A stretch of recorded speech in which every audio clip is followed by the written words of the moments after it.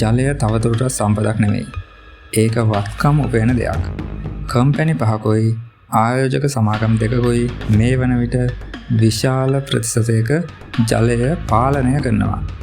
මහජනතාව දේශගුණක විපර්යාස ගැන තර්ක කරමින් ඉන්න අතරේ අර සමාගම් මේ වටිනා සම්පත එහෙම නැත්නම් මුදල් ඒකකය මිලදී ගත්තා.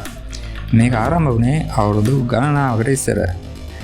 තෙල් වලට සීමාවන් ඇති නමුත් ජලයේ අවශ්‍යතාවය ඊට එහා ගිය එකක්.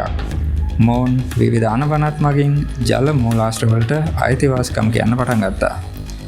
නෙස්ලේ සමාගම කැලිෆෝනියාව, මිචිගන්, පාකිස්තානය සහ අප්‍රිකාවේ සමහර කොටස්වල ඇති ජලය පිළිබඳ වූ අයිතිවාසිකම් ක්‍රමක්‍රමයෙන් අත්පත් කරගත්තා.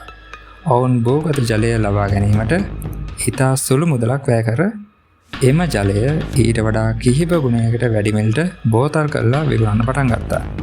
මේ අතර නෙස්ලේ ජලලෙන් අසල ජීවත් වන ප්‍රජාවගේ ජල මූලාශ්‍රවල ජල මට්ටම් සිඳී යෑමේ තර්ජනයකට මුහුණ දීලා තියෙනවා. කොකාකෝලා මේ කම්පැනි එකත් නෙස්ලේ වගේම මිනිසුන්ගේ ජලය පිළිබඳ වූ මානව අයිතිකය උල්ලංඝනය වෙන විදියට තමන්ගේ ව්‍යාපාර තවමත් කරගෙන යනවා. වෝල් ස්ට්‍රීට් සමාගමත් මේකට අවතීර්ණ වුණා. ටයිටැනික් සිද්ධියටත් නම ගෑනු JP මෝගන් ජල අවශ්‍යතාවය ආයෝජකයක් ලෙස සලකලා ඉඩම්, වේලි, ජල බලපත්‍ර මිලදී ගත්තා. බිල් ගේට්ස් මේකට ආවේ වෙනත් විදියකට. ඔහු ඇමරිකාවේ විශාලතම පෞද්ගලික ගොවිබිම් හිමිකරු වුණා.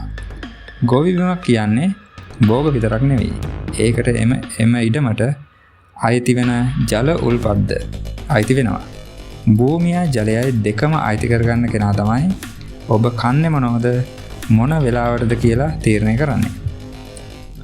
සාමාන්‍ය ආයෝජකයන් වර්ධනය පසුපස හඹා යන අතරේ මෙම සමාගම් නිහඬවම ජනතාවට බලපෑම් කළ හැකි දේවල් යටත් කරගෙන එහෙම නැත්නම් අත්පත් කරගනිමින් යනවා. අන්තිමට වෙන්නේ අත්‍යවශ්‍ය දේ වත්කමක් බවට පත් වුණාම රජයක බලය ඉහත සමාගම් වලට යටත් වීමට සිදුවීමයි.